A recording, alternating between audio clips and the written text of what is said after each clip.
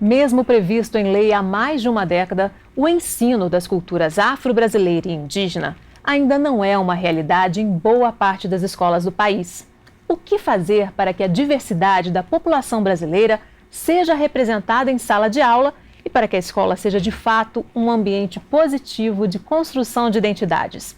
Esse é o tema em questão no programa de hoje. Nossos convidados são o professor de pós-graduação em Relações Étnico-Raciais do Cefet, Rio de Janeiro, Roberto Borges, e a coordenadora de pós-graduação em Relações Étnico-Raciais do Cefet, Rio de Janeiro, Renilda Barreto. Muito bem-vindos, obrigado pela participação. Nós é que agradecemos. Alguns pensadores dizem que o maior desafio do novo milênio não é declarar direitos, mas sim concretizar esses direitos. Vocês concordam com isso? Quando nós pensamos nas relações étnico-raciais no Brasil, é inegável que houve muitos avanços e nós reconhecemos esses avanços. E nas questões dos direitos nós avançamos muito também, principalmente porque existem leis que garantem acesso das pessoas negras, por exemplo, à universidade, o que não acontecia aqui antes. E existem leis que estão voltadas para a educação, como a 10.639, que nos garante um currículo para além do currículo eurocêntrico, sobre o qual todos nós fomos formados, mas a questão da consolidação, da concretização desses direitos é um processo, né? Nós temos que levar em conta sempre que nós saímos de 500 anos de colonização, né?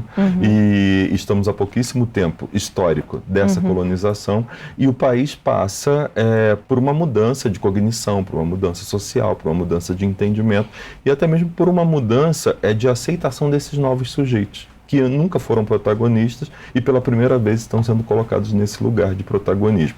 Então, nós dizemos que houve muitos avanços na questão dos direitos, estamos longe ainda de alcançar aquilo que nós necessitamos para ter uma sociedade justa, igualitária e verdadeiramente democrática, principalmente pela garantia da consolidação desses espaços. Como bem salientou o professor Roberto, há sim uma mudança, fruto de um avanço que vem de uma luta social, de um movimento social, de uma implementação de legislação que contempla essa luta e esse avanço. Mas a gente não pode esquecer que o tempo da lei não é o tempo da sociedade. Podemos pensar, há uma década de legislação e percebe-se que ainda precisamos avançar muito mais, claro. Porque tivemos séculos de uma situação de invisibilidade de negros e negras e de indígenas. Temos séculos de racismo enraizado em nossa sociedade, de machismo, de sexismo, mas principalmente de racismo. E a gente precisa muito mais do que uma década para mudar essa situação. Mas efetivamente as mudanças são visíveis, são palpáveis. Ou seja, a consolidação ela é a longo prazo mesmo. Ela é a longo prazo, ela está se dando. Nós podemos constatar isso já com pesquisas, com estatísticas, mas há uma coisa que a professora Renilda aponta e que nós não podemos perder de vista. Durante muitos séculos, o nosso país foi visto como uma democracia racial, né? E foi essa identidade que nós construímos e que foi construída para nós. E o racismo aqui sempre foi algo do qual não se podia falar, porque havia um mito de que todos éramos felizes, né? Era uma coisa que era naturalizada, né? Totalmente naturalizada. E com o avanço dessas políticas e essas leis que garantem esses direitos, os grupos marginalizados, não só de negros, né? Nós vemos hoje uma luta de homossexuais, de toda a população LGBT, né? Das transexuais, das travestis, das mulheres, né? Não aceitam mais esse lugar, ou esse não lugar, que historicamente foi destinado a essas pessoas. E uma outra coisa que a professora Renilda fala e que eu acho que é preciso frisar, muitas dessas leis, se não todas, elas são resultado das lutas dos movimentos sociais, né? Dos movimentos negros no Brasil inteiro, né? Nós temos a Lei K.O., que existe desde a década de 70, né? Que é a lei que criminaliza o racismo, e somente recentemente que nós conseguimos punição para atos de ódio, para atos de racismo. E isso aí é a prova de que nós estamos num processo de consolidação de todos esses direitos. E a própria inserção no currículo dos estudos de História e Cultura Afro-Brasileira em caráter nacional também é uma percepção palpável do avanço em relação às conquistas sociais e educacionais.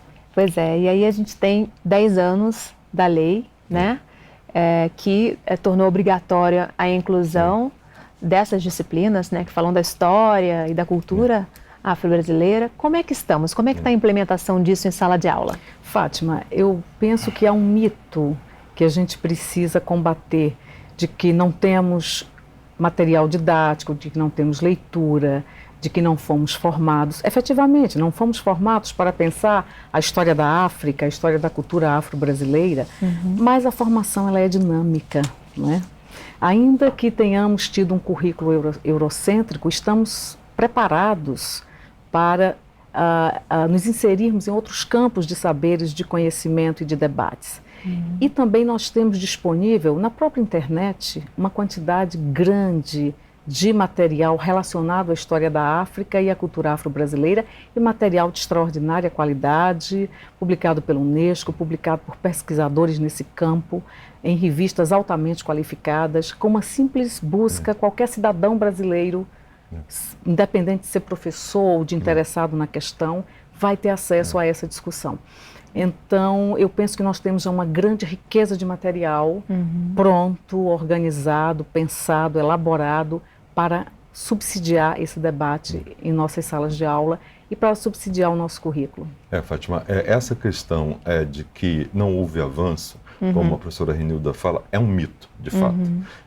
E há um discurso, talvez mesmo inconsciente, de desqualificação dessa política. Porque não se leva em conta que nós estamos há 13 anos de uma lei que mudou a LDB, que alterou a LDB. É uma lei, não é uma opção. Ela tem que ser cumprida, né? Só que o argumento mais frequente que se ouve é que nenhum de nós foi formado para isso, né? E não fomos, né? Nem eu, nem Renilda e nenhum professor, pelo menos da minha geração, nós não aprendemos a lidar com essa cultura, a não ser por um viés folclórico, né? Ou então um viés estereotipado, ou um viés estigmatizado. E só se falava da escravidão, né? Da escravidão, sempre da escravidão. Falava-se de África como se ela fosse um país, não um continente, né? Falava-se de África como um lugar de pessoas sujeitadas sempre. Ninguém nos ensinou as histórias dos reis e rainhas, dos grandes guerreiros. Ninguém falou pra gente da tecnologia africana, que era avançadíssima, né, antes de chegar aqui. E quando a gente fala desse avanço também, só para você ter uma ideia, hoje, em todos os estados do país, existem universidades com núcleos de estudos afro-brasileiros e africanos. E esses núcleos, via de regra, eles são formados por pesquisadores das universidades que se aprofundam nas questões dos estudos de África e se aprofundam nas questões dos estudos ligados aos afro-brasileiros. O nosso programa é um exemplo disso, né? Nós construímos no Cefet, que é um centro de referência de tecnologia, né? Nós construímos, em primeiro lugar, um NEAB, foi um núcleo de estudos afro-brasileiros. A partir desse NEAB, nós construímos uma pós-graduação Lato Sensu, que deu tão certo que teve como consequência a criação do mestrado, e em breve nós teremos um doutorado ligado à mesma questão.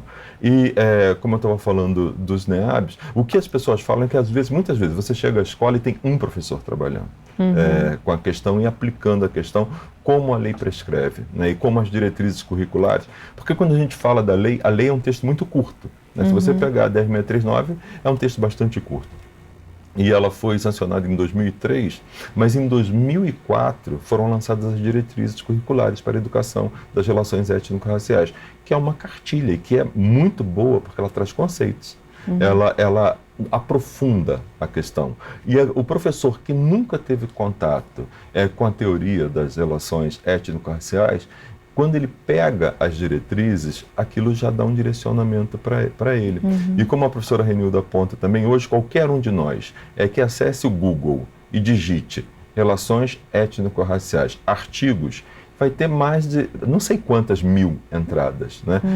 E muitos artigos, muita pesquisa, muitos manuais, produzido pelo MEC, produzido pela ONU, produzido por várias ONGs brasileiras e por várias universidades. Muitos pesquisadores, academia. No Brasil, hoje, já houve uma pesquisa que é exatamente isso que eu falei. Não existe um estado hoje que não tenha pelo menos um núcleo de estudos afro-brasileiros. E em paralelo a isso, nós temos uma associação de pesquisa, de pesquisadores, que é a Associação Brasileira de Pesquisadores e Pesquisadoras Negros e Negras, que é a BPN, né? A BPN, ela tem uma revista qualificada, reconhecida pela CAPES, e que é uma revista em que pesquisas ligadas às questões raciais no Brasil e no mundo são publicadas. Aí, isso é a prova, né, de que nós estamos avançando bastante e que essa história de que a lei não pegou e não deu certo é mentira. Seria preciso, então, incentivar os professores a sair desse lugar comum e buscar esse conhecimento que já está disponível?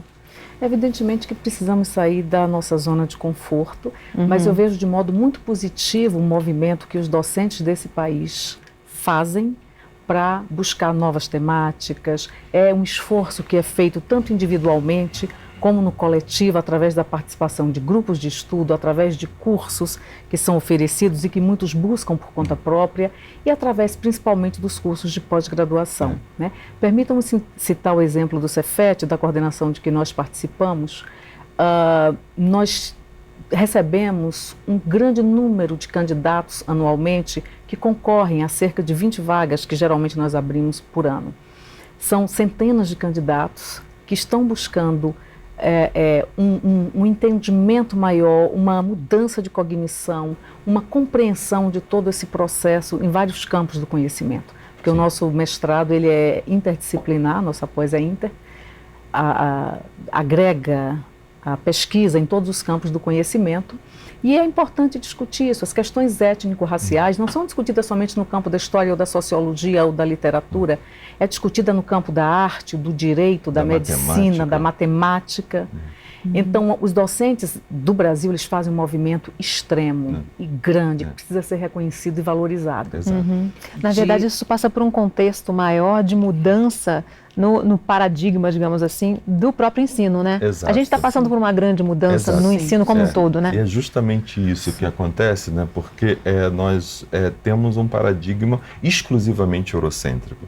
E a proposta não é mudar para um paradigma afrocêntrico. A proposta é, na verdade, nós trabalharmos com os três protagonistas da nossa história, que são os indígenas, os negros e os europeus. E não existe uma hierarquização de conhecimentos. Nós fomos formados pelos três, né?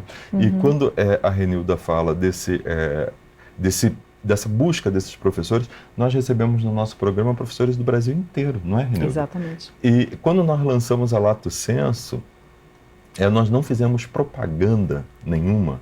E na primeira semana nós tivemos 1.200 acessos. E quando os alunos entraram, eu fiquei muito curioso. E na primeira semana eu perguntei a eles como eles tinham chegado à nossa instituição. E a maioria dizia Google.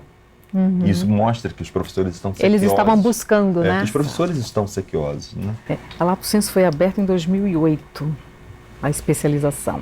E o mestrado foi aberto em 2011.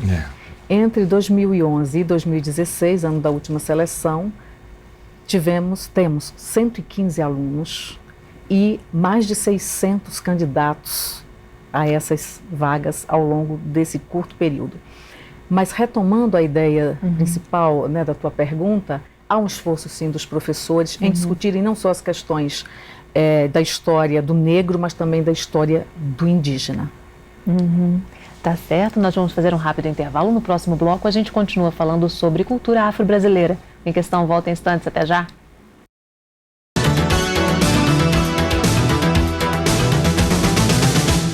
Em Questão, oferecimento Viterbo Estofados.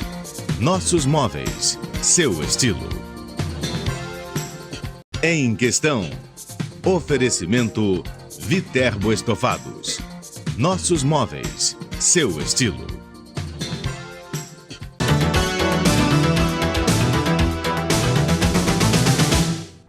O Em Questão está de volta falando sobre cultura afro-brasileira. Nossos convidados são o professor de pós-graduação em Relações Étnico-Raciais do Cefet Rio de Janeiro, Roberto Borges, e a coordenadora de pós-graduação em Relações Étnico-Raciais do Cefet Rio de Janeiro, Renilda Barreto. Pelo lado do aluno, há também uma sensação de não pertencimento com esse ensino que está sendo passado para ele, né? Essa cultura eurocentrista, né? Na verdade, ele não se reconhece, né? O racismo ele é estruturante da nossa sociedade. E ao estruturar a nossa sociedade, ele estrutura a nossa identidade. Ele estrutura os nossos desejos, o nosso olhar, o nosso padrão de beleza, né? Os nossos gostos, tudo isso.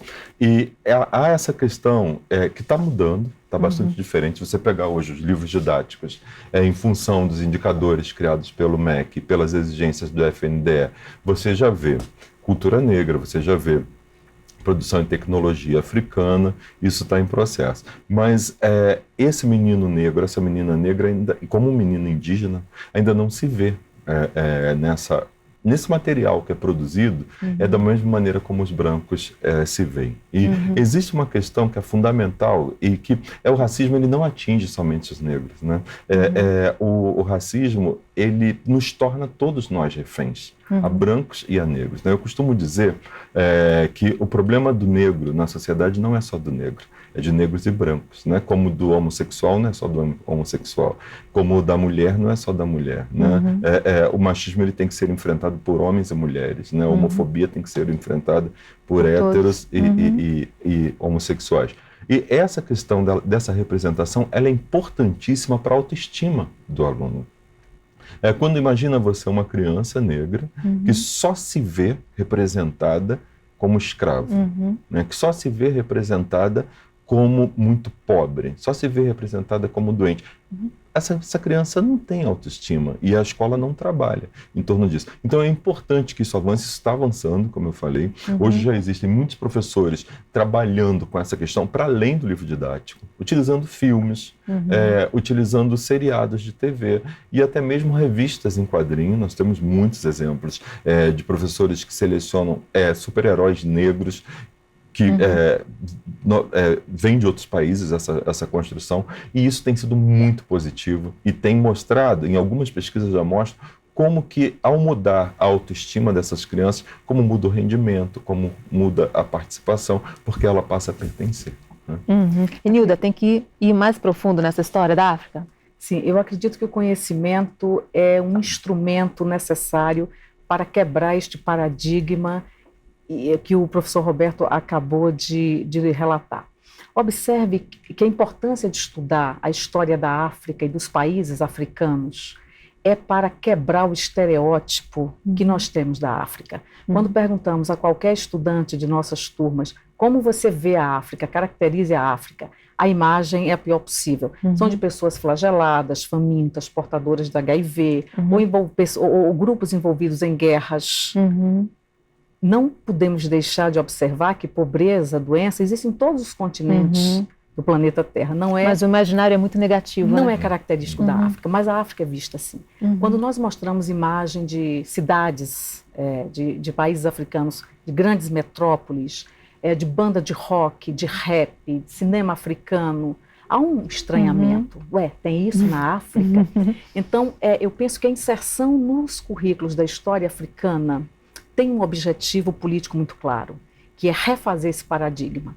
Porque se nós estabelecemos uma conexão com a África por conta de uma história que é triste, mas que existiu, que é do tráfico humano, né, que é da escravização de outros homens e mulheres, nós temos que observar que, para além deste capítulo da história da África, da história do Brasil, nós construímos outras histórias. Então a gente muda também a autoestima de um povo, de uma nação, de grupos, de milhares de estudantes, a partir de uma ressignificação do conhecimento que não é mitológico. Né? O conhecimento histórico, sociológico, conhecimento de literatura, de arte, vem a abrir outras percepções para os nossos alunos e alunas. E eu acho que é necessário também que não só a escola, né, que nós atribuímos todos os fatores da escola. Mas só para você ter um exemplo, numa sala de ensino médio, eu levo um texto para trabalhar com os alunos e um aluno fica chocado que ele descobre que a Cleópatra não era Elizabeth Taylor. Sabe? E para ele, a Cleópatra era uma mulher branca. E quando eu levo os relatos, quando eu digo para ele que o Egito fica na África, né, ele toma um choque, porque o que é o Egito na mídia? O Egito é totalmente branco. Né? A Cleópatra é uma mulher branca de olhos azuis. E, por exemplo, houve uma minissérie sobre a Chiquinha Gonzaga, representada por uma mulher branca. E aí se cria o imaginário que o Machado de Assis, tivemos uma polêmica em função de um comercial que representa o Machado de Assis como um homem branco. Né? Isso tudo tem a ver com essa questão da representatividade, e a escola não pode ser responsabilizada, só ela. Né? Por isso que eu falei inicialmente que nós estamos passando por um momento de mudança de cognição social. A sociedade está se reentendendo, essa palavra não existe, né? Mas ela está buscando se reconhecer. Com esse protagonismo também. Né? Vamos falar de políticas afirmativas? Como é que vocês veem essa discussão das políticas afirmativas pela sociedade atualmente? As políticas afirmativas são importantes, proporcionar uma mudança significativa. Vamos pegar como exemplo as cotas no ensino, né, brasileiro. Embora já tenhamos cota na rede federal, né, no ensino, na educação básica e na rede federal, ainda não temos cotas na rede estadual, ainda não temos cotas nas pós-graduações. Não, em algumas. Em algumas temos. Não temos legislação, perdão. Não temos legislação que estipula cotas nas pós-graduações, nem nas instituições estaduais. Temos nas federais. Então, isto mostra um avanço, mas significa que nós precisamos continuar insistindo na necessidade de políticas sociais, porque elas permitem que grupos historicamente excluídos tenham acesso à educação, a bens culturais que lhes foram negados ao longo da história do Brasil. E é muito interessante, né, essa discussão das políticas afirmativas, ela está na pauta, ela está na agenda. Né? E é muito interessante que aqui no Brasil isso só se torna uma discussão, de fato, uma discussão séria, quando os privilégios são quebrados. Né? Porque, historicamente, nós sabemos que todos os espaços de poder, as instituições de ensino, elas eram marcadamente brancas. Né? Uma população que é formada por 53% de pessoas negras, não tem sentido, né, aquilo. E você vê, se um estrangeiro vê uma novela, vê um filme brasileiro, ele tem a impressão de que nós somos um país nórdico. Né? E quando essas políticas elas começam a ser implementadas, o assunto tem que vir à tona. E aí a gente volta àquele início da conversa, a democracia racial é posta em xeque. Né? E é muito interessante porque quando as políticas afirmativas para negros, né, que a gente está falando especificamente disso, surge com ela o discurso do mérito. Né? E aí vão dizer, não, tem que ser por mérito, essas pessoas não têm mérito, isso vai diminuir a qualidade de ensino. Tudo isso é uma discussão social. E para surpresa dos críticos, as pesquisas saem e mostram que não houve alteração negativa, que houve alteração positiva. Né? Que a grande maioria dos estudantes que entraram por cotas, eles têm notas muitas vezes superiores às dos não cotistas. Né? E houve até uma pesquisa recente muito interessante da medicina. Né? Uma pesquisadora foi em busca dos egressos, dos cotistas egressos da medicina, e a pesquisa dela, o interesse era saber que residência eles fariam. E a hipótese dela é que não fariam, ou então fariam as que dentro da hierarquia eram as mais comuns. E quando ela vai analisar os dados, ela chega à conclusão que houve uma porcentagem que não fez, como há uma porcentagem de não cotistas que também não faz. Porque é um médico recém-formado, ele recebe um salário X, se ele é de uma família muito pobre, ele tem que sobreviver e ele parte para aquilo. E ela vai, até a estética, que me parece que dentro da hierarquia tem sido a mais elevada em função da busca, e ela vai ver que o percentual é o mesmo, né? E levando em consideração principalmente que a pós-graduação não tem cota, né? E aí essas pessoas, elas entraram pelo que eles chamam de mérito. E é muito importante que essa noção de mérito ela comece a ser questionada. O que é mérito, né? E muitas vezes esses meninos e meninas, essas moças, esses rapazes, eles têm uma dificuldade no primeiro ano, nos primeiros semestres, que é a dificuldade justamente de ser inserido naquele mundo que é totalmente novo para ele. Superou isso, é comum que vá igual. Então, é importantíssimo, esse debate ele surge, ele é necessário, ele é conflituoso, muitas vezes ele é tenso, só que é uma tensão que, particularmente, eu considero saudável, porque é nessa discussão que nós avançamos e é nessa discussão que nós crescemos, não é, Renildo? O Cefet, o curso de pós-graduação em Relações Étnico-Raciais, contempla no seu corpo discente 72% de negros. Nós iniciamos em 2011 já com cotas raciais. Antes da lei. Antes da lei. Né? Não, como a gente já falou, não há lei de cotas para pós. Mas quando o curso abre em 2011, ele já abre com cotas. Hoje a nossa cota é de 50% para pessoas autodeclaradas pretas, pardas e indígenas. E o que nós observamos é que uma parte vai entrar pelo acesso das cotas, outra parte não. E os trabalhos são de altíssima qualidade. O resultado desses grupos de estudantes negros e negras e indígenas que entram a partir da política de cotas é um resultado extremamente satisfatório.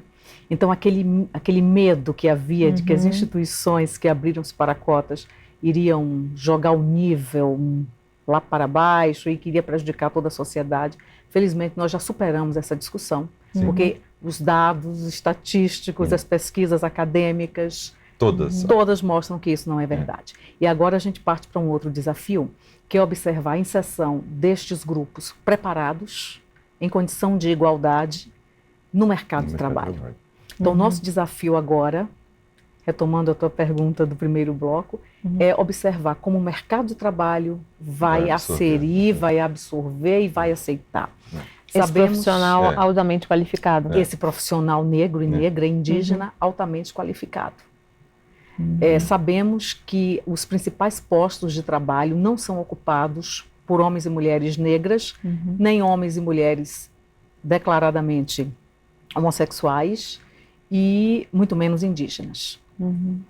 Se você soma negro e homossexual, se você soma mulher negra e homossexual, isso complica mais. Vai sobrepondo camadas de preconceito. Agora, é muito interessante nós observarmos também o seguinte: quando esses novos elementos, esses novos sujeitos, eles chegam à graduação e à pós-graduação, eles contribuem para toda a instituição, porque eles levam saberes que antes não eram contemplados. Não chegavam lá na academia, chegavam lá na academia. E eles levam, eles e elas levam uma compreensão dessa sociedade que a academia, eu vou dizer nós, porque eu sou da academia, nós ainda não tínhamos. Né? Eu sou um homem negro, mas eu sou um acadêmico. E hoje, ao participar desse programa e acompanhar a produção de parte de todo esse país, obviamente a gente não tem condição de acompanhar tudo, nós vemos que existem discussões que eram impossíveis de acontecer há 10 anos. Né? E nós vemos mesmo lá no nosso mestrado. Imagina você ter uma orientanda que vai pesquisar a de travestis negras na escola. Né? A travesti é um sujeito social que é esquecido. Né? É como se ele não existisse. Quando ela vai e que ela traz o resultado para a gente, nós repensamos toda a escola. Nós repensamos toda a instituição de ensino, nós repensamos a formação que nós estamos dando para esses professores, que é como que um sujeito social, ele não é inserido nessa discussão se nós trabalhamos com o humano. Né? E tudo isso é resultado dessa discussão, dessa temática. E onde queremos chegar? Queremos chegar numa sociedade mais democrática, uma sociedade capaz de entender as diferenças e respeitá-las. Exato. Vamos fazer mais um rápido intervalo. No próximo bloco, a gente continua falando sobre cultura afro-brasileira. Em Questão volta em instantes. Até já!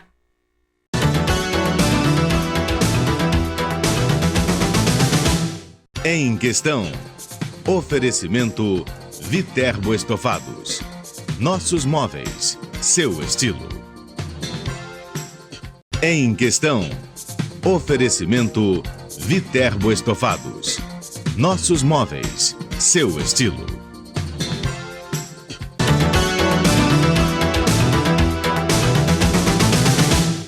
O Em Questão está de volta falando sobre cultura afro-brasileira. Nossos convidados são o professor de pós-graduação em Relações Étnico-Raciais do Cefet Rio de Janeiro, Roberto Borges, e a coordenadora de pós-graduação em Relações Étnico-Raciais do Cefet Rio de Janeiro, Renilda Barreto. A população negra conquistou importantes espaços nos esportes, na cultura, nas artes em geral, mas não ainda nos espaços de decisão, de poder. Por quê? Isso tem a ver com a história do negro no Brasil e com a questão estruturante da sociedade brasileira em relação ao racismo. Como é que o negro entra na história do Brasil? Né? De um modo extremamente, como uma força de trabalho, mas uma força de trabalho escrava, com todo um histórico de uma mercadoria, de pertencimento a outrem, sem vez e sem voz, né? E absolutamente discriminado. Isto foi o que nós construímos ao longo de séculos. Sem contar que, no pós-abolição, essa população oriunda da escravidão não teve acesso à escolarização, a bens culturais, a oportunidades de trabalho qualificado. Portanto, historicamente, eles foram excluídos. Se assim foi, não poderiam estar em postos importantes de comando ou staff de grandes empresas, como ministros, advogados, médicos. A partir do momento em que a sociedade brasileira discute essa questão, abraça essa questão, há políticas afirmativas e que as universidades e as escolas também de educação básica agregam, né, se abrem para esta população historicamente excluída, vamos ter pessoas com uma formação outra. E estamos já observando, vamos observar mais ainda, os negros em lugares de comando, em lugares estratégicos. Então fica a mensagem que o lugar dos negros também é como ministro, como presidente da República, como médico, como chefe de equipe, como delegado, e assim sucessivamente, como professores, e assim sucessivamente. Como eu disse anteriormente, o racismo é estruturante da nossa sociedade. E o racismo, ele bloqueia. Né? Em função de toda essa história que a professora Renilda aponta, né, nós sabemos que a população negra, quando chega aqui, é o primeiro tráfico de pessoas, né, que é feito na nossa história. Eles chegam aqui traficados. E aquelas pessoas são desumanizadas, elas são transformadas em coisas, né? E isso permanece durante séculos. O negro não tinha alma, né? O negro não era gente. E até muito recentemente nós vemos estudos que mostram, por exemplo, que as mulheres negras chegavam em maternidades e não eram anestesiadas. Isso é recente, porque acreditava-se que elas tinham a capacidade de suportar a dor, né, superior à das outras mulheres. Isso tudo é impedimento. E isso é um desafio. É um desafio para essa sociedade, é um desafio para todos nós. É óbvio que a sociedade começa a receber uma mão de obra qualificadíssima, né? Especialistas, estudiosos, e hoje já existe um número muito grande de negros e negras estudando outras línguas, se aperfeiçoando em outros idiomas. E o que se faz? Né? E eu concordo com tudo que a professora Renilda diz e digo que é um desafio para a mudança dessa sociedade. Como vocês bem disseram, estamos em processo de mudança, né? Em processo de transformação. A partir dessas políticas que já estão implementadas, das políticas afirmativas, quanto tempo será necessário para que a gente consiga vencer essa desigualdade? Essa pergunta. Fátima, em todas as nações que trabalharam com a legislação de cotas, ela não é para sempre, ela tem um período de vigência.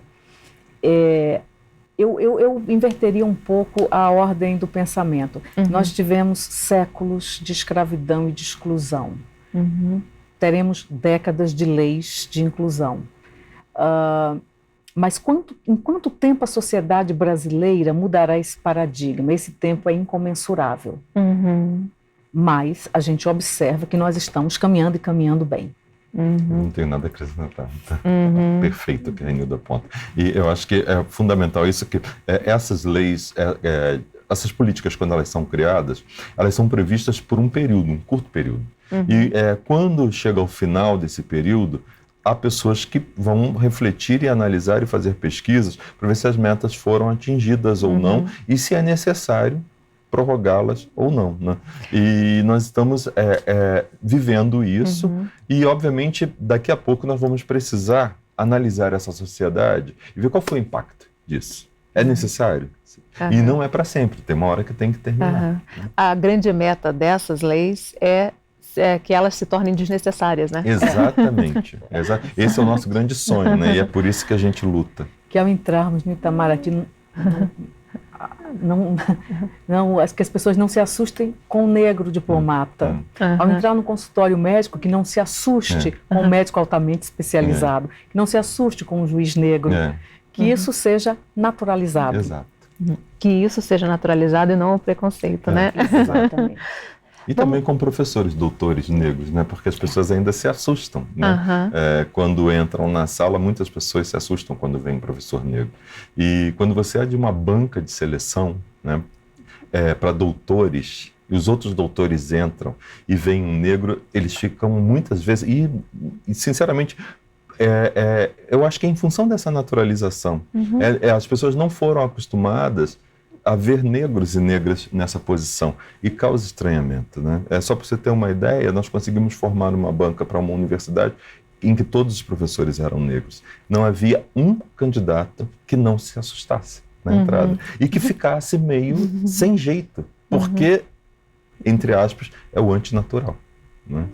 E como você disse perfeitamente, a nossa luta, acho que de todos nós, é que em breve nada disso seja necessário, né? Que seja comum e que seja aceito naturalmente você ver um homem ou uma mulher negra numa posição de comando, numa posição hierarquicamente de destaque, né? Exatamente isso. Que ele não seja pensado pela cor da pele, mas sim pelo seu mérito técnico e pelo seu desempenho social. Vivemos aí uma nova era, né, das mídias sociais, né? Muitas transformações também nessa área da comunicação, da tecnologia, e surgiu aí uma nova vertente de preconceito, né, que é o virtual, aí através das redes. Queria que vocês falassem um pouquinho sobre isso. O que reflete isso? Na verdade, eu acho que não é um novo preconceito, né? E a gente está falando ali, pode ser de machismo, né? Pode ser de homofobia, pode ser de racismo. Eu acho que eles se atualizam. O preconceito é o mesmo. Ele só vai se atualizando. À medida que a sociedade muda, eles mudam também. E é bastante legal você falar sobre isso, né? Porque nós estamos tendo cada vez mais um número muito grande de reações. As pessoas perderam o pudor, né, de se expressarem com todos os seus preconceitos. E nós estamos vendo pela primeira vez na nossa história essas pessoas sendo punidas, né? A nossa polícia está altamente capacitada hoje para localizar essas pessoas e aplicar as sanções necessárias. Nós vimos recentemente o caso da Maju, nós vimos da Thaís Araújo, da Cris Viana, né, de todas essas atrizes, e que, possivelmente, os casos tomaram a proporção que tomaram por elas serem pessoas muito conhecidas. Mas isso é ótimo, independe do lugar onde elas estão, elas são mulheres negras que foram atacadas exclusivamente pela cor da pele, né? E aí é muito bacana, porque ao mesmo tempo que nós vemos essas reações de ódio, nós vemos uma reação muito maior, né? De apoio, de resistência, e que tomam todas as redes, Facebook, Twitter, Instagram, e você vai ver e está tudo lá. E nós temos muitas pesquisas hoje de questões raciais em mídias, né? Nessas novas mídias, nessas novas tecnologias, e é muito interessante que você vai ver de fato, por exemplo, um ataque misógino, né? Tem lá um fato de um ataque por uma mulher só pelo fato dela ser mulher. E abaixo, 500 mil discursos contrários àquilo. Aí, quer dizer, às vezes nós temos uma impressão de retrocesso, porque parece que o que é ruim acaba tomando uma proporção muito maior, porque nos afeta, né, nos ofende. Mas a sensação que eu tenho, essa é uma sensação porque eu não tenho dados de pesquisa a respeito disso, é que já existe uma compreensão positiva muito forte, né? E eu acho que essas redes, elas nos ajudam a combater isso. E nós podemos acompanhar mudanças bastante significativas que muitas vezes surgem na a partir dessas reações, né? Das reações, E quando essas tensões eclodem na mídia, na verdade elas já existiam, né? Elas já existiam, elas são necessárias, ou melhor, previsíveis. É previsível que essas tensões venham eclodir na mídia e elas têm um propósito da gente redimensionar o nosso mito da democracia racial e de rediscutir a questão. Então, são tensões.